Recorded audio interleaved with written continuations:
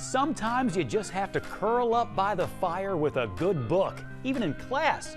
Hey, why have one popsicle when with a few clicks you can have hundreds? Oh, and we have two different duck stories, one of which will make you cry. I'm not even kidding. Let's take a look on the bright side.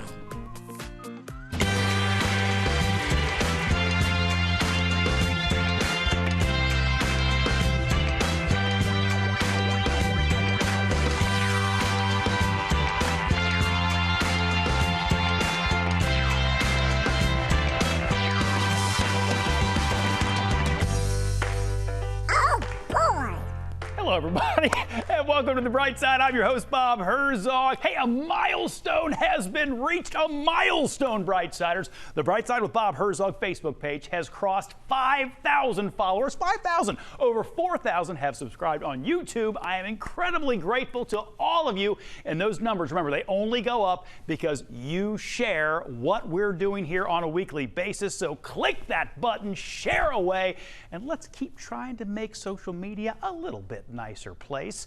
You know, another way you can help us out is by writing a review on the Facebook page. So you just hit that tab there on the home page and off you go. Brenda did that, and she wrote this: keep on doing what you do.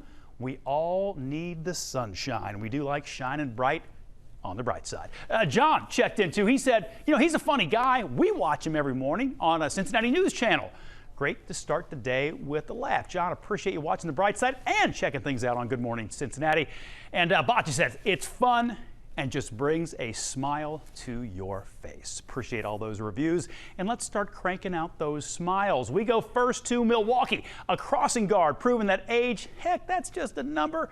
Here's Chernay Amara with the story.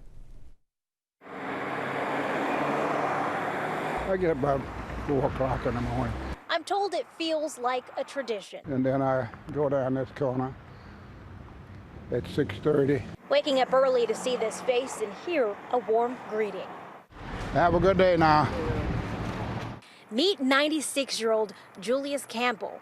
The World War II Navy veteran and retired MPS teacher has seen a lot in his time, but tells me helping kids cross the street near 51st and Roosevelt to Yeshiva Elementary School is a rewarding experience. And I just love education and being around and doing things for people, helping people. It takes less than 20 seconds to cross this street. That's how much time Julius has taken to forge lifelong bonds, little by little, day by day. A lot of the kids graduate, come back. I'm getting their kids grown now. He says they keep him young, and when you ask this 96-year-old the secret to staying active. I never lived a rough, I guess you call it a fast life. Never drank, and I never did all those things, run around late at night, and so that makes a big difference. And looking forward, he says, I want to make 100, but as long as my health do pretty good, I'll stick with them.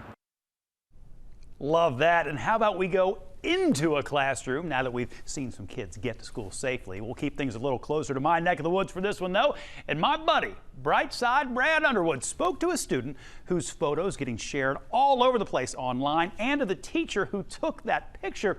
See, it shows this young man reading by the fire in the middle of class.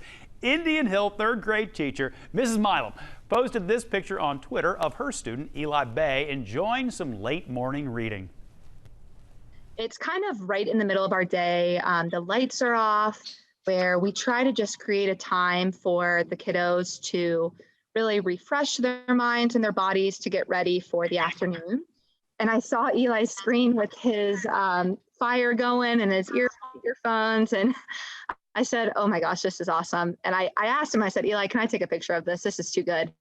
And originally, I just wanted to send it to his mom and dad and show how funny it was. And I thought, oh, I got to tweet this out. People are going to love this. It's awesome. And it took off. Oh yeah, it took off. She posted it on Tuesday. So far, it's gotten more than 600,000 likes, nearly 75,000 retweets. But Eli is staying humble despite the spotlight. I just love to read, and Sometimes I just get a bit bored of just reading the book, and so some music on and just spice it up. I think the reason it's been so great is because people can really relate to what Eli did at any age level. There were so many adults that were saying, this is me, this is what I do when I read. And I think with everything going on in the world, people were like, I loved this made my day. And that positivity, we just love to spread. Made my day too. Eli looks like he should be hosting Masterpiece Theater. I just love it. But you know, not every student can easily just pull up a fire and chill with a good book. Some need a superhero's help just to get to class each day. Fortunately, an art teacher in New Jersey has several alter egos to help. Lisa Rosner has more.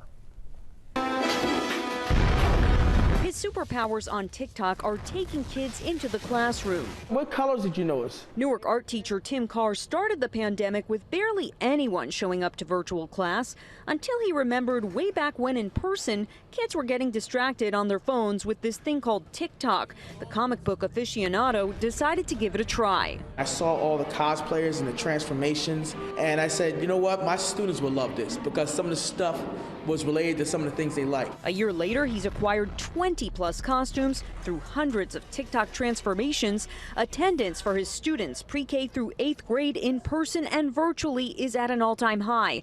The catch, show up to class and you get to see Carr's superhero TikTok of the day. He's my favorite teacher.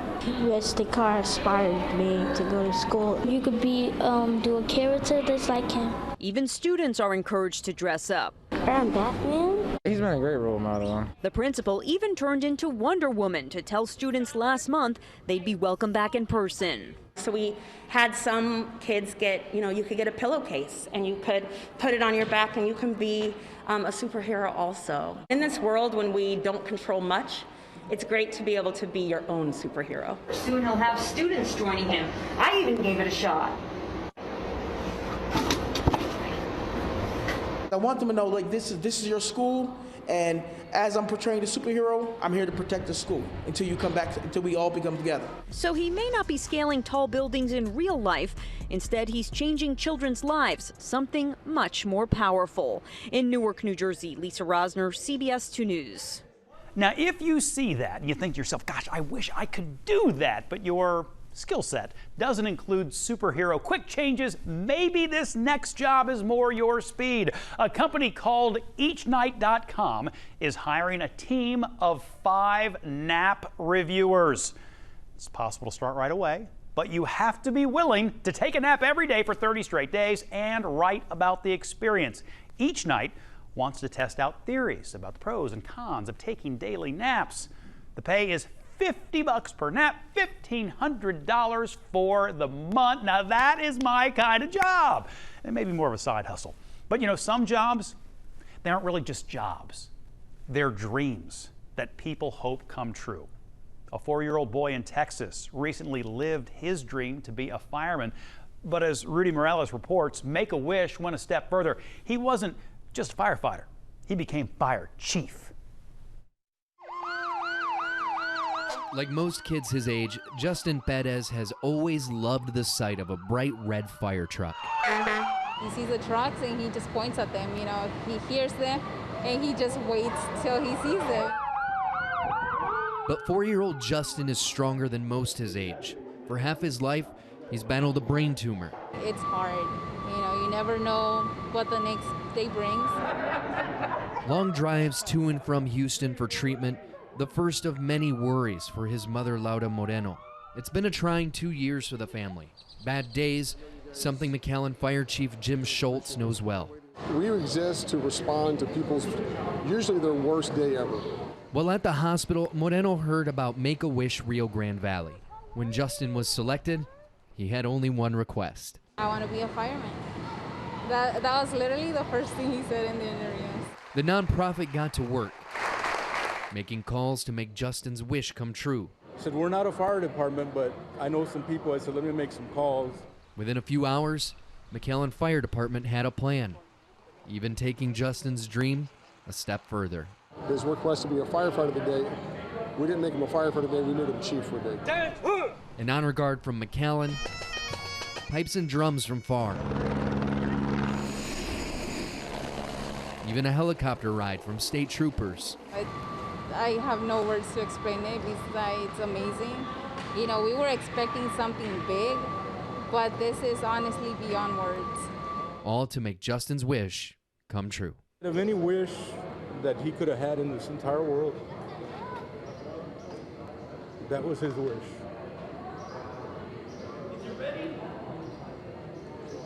And we made it come true. In McAllen, Rudy Mireles, Channel 5 News This Weekend. Whew. A lot of heroes out for that little guy, and now he is a hero too. I just can't get enough of that one. From firefighters to police officers now. This is a different kind of protect and serve kind of situation. A mother duck and her ducklings are reunited thanks to the NYPD. David Barrett called the police after he received a message on his Manhattan Bird Alert Twitter account. I don't follow that Twitter account, perhaps I should. 12 ducklings and their mother waddling down the busy streets instead of in Central Park. So police managed to herd the ducklings into a carrier, but they couldn't drive the family to the park because mom refused to cooperate. So one of the officers sort of used the ducklings to lure mama. Come on, mama, I got the ducklings. She followed the officer all the way back to the park. Took about a half an hour. Now, we don't often get the chance to double up on duck stories, so let us relish this moment. An elementary school in Hopkins, Minnesota has a tradition of transitioning young ones to fly on their own, but it's not just their students. See, a mama duck and her ducklings continued a long-running tradition when they paraded down the hallway, out the door, and into a pond behind the school. Here's Boyd Hooper.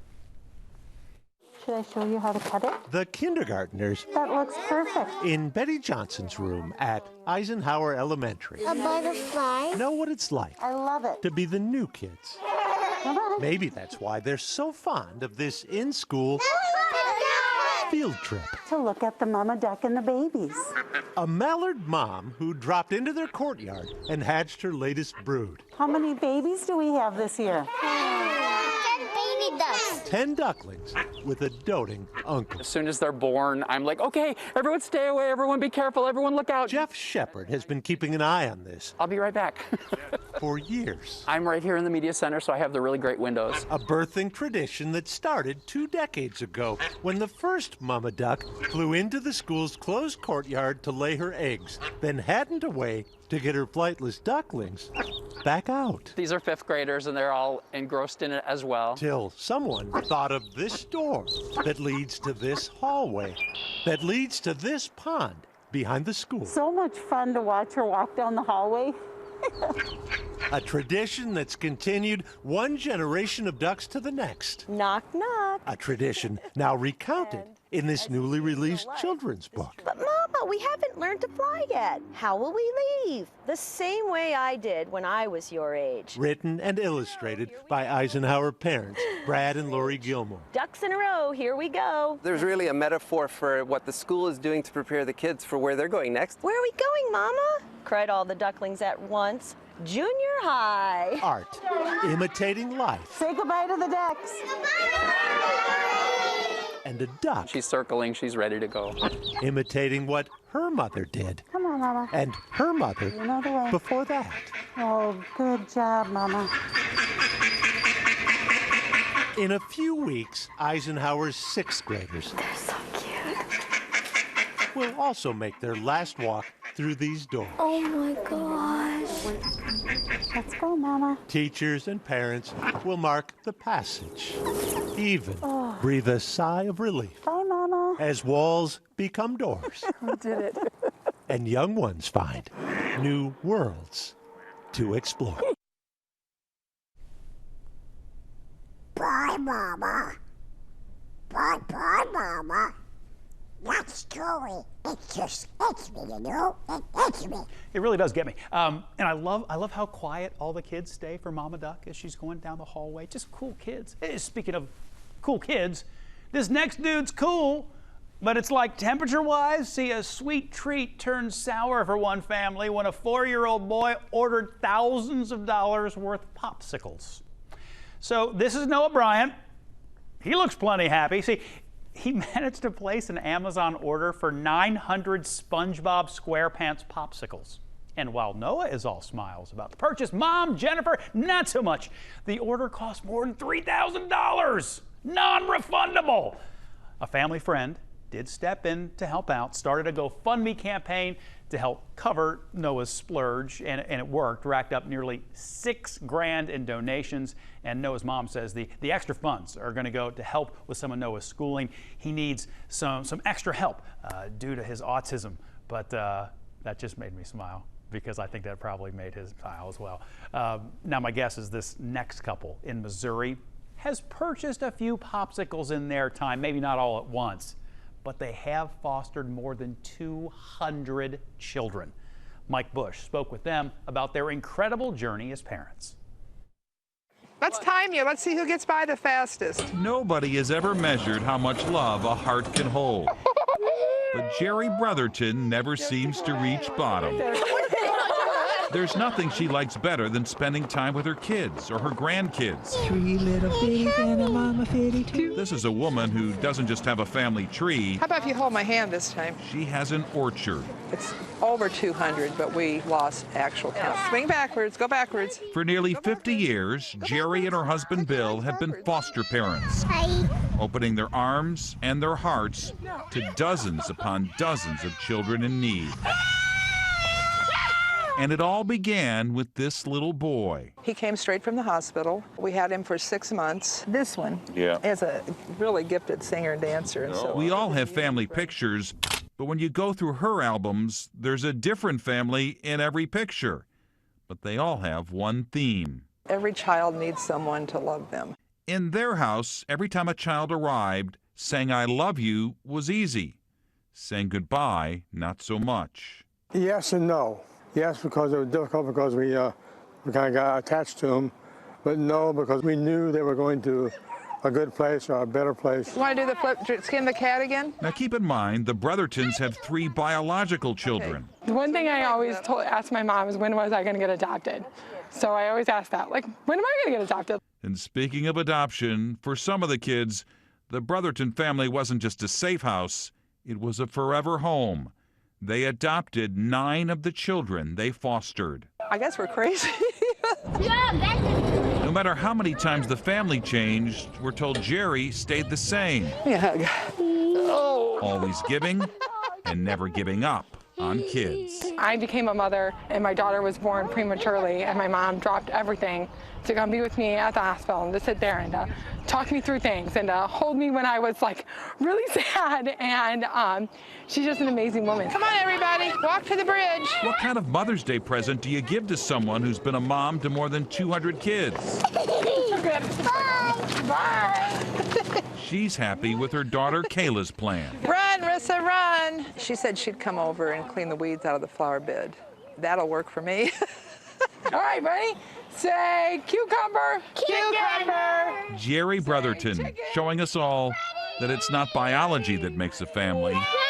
Fritz's. It's love. Dairy Queen. She's an incredible role model for all of us. Holy moly. Jerry's inspiration, by the way, was her grandmother, who also happened to be a foster parent. We've got time for one more to inspire. A similar medical condition has created a special bond between a Minnesota boy and his new golden retriever puppy. As Mariella Mose reports, seeing their relationship is one of life's little marvels. This puppy is a boy's best friend from the day Marvel made her way to her new home in Waconia just a week ago. Marvel! Wait, now we're gonna keep her forever? Yeah. All 3 kids in the Williams family instantly fell in love with this puppy, but it was 7-year-old Paxton who found his perfect match. Because I have a prosthetic and she has 3 paws. Paxton was born extremely premature and developed an infection in his leg that stunted the growth of it. 3 years ago, his parents made the decision to have doctors amputate his foot and give him a prosthetic leg so he could more easily walk and move around on his own. Meanwhile, Marvel was the only one in her litter born without a front right paw. When she was born, we knew right away she has a special purpose. Barb Feltz is the breeder of Rolling Oaks Goldens in Litchfield, where Marvel was born. Right away, she had a vision for Marvel's future. We wanted her to go in a home with someone who had a limb difference. That home is right here in Paxton's arms. It was like they knew that they were special. Stephanie and Blaine love to see their son and Marvel overcome their limb differences together, walking on their own along trails near their home. Dad capturing their matching yet miraculous strides. The amount of emotions that were running through me at the time, it was just awesome because it was knowing that she was in the perfect place at the perfect time. Stephanie has already seen Marvel make a difference in the way Paxton shares his own story with his friends and neighbors. As he's introducing Marvel to kids in the neighborhood, like it gives him the opportunity to tell the kids, oh, she's missing a paw, she's like me, and like it just gives him that voice too to advocate for himself. She loves me.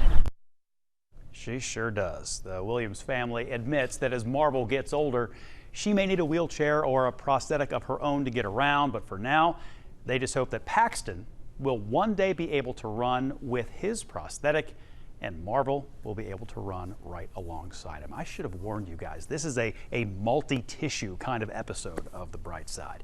But hey, share it. Share it around because maybe someone you know needs to take a look on the bright side.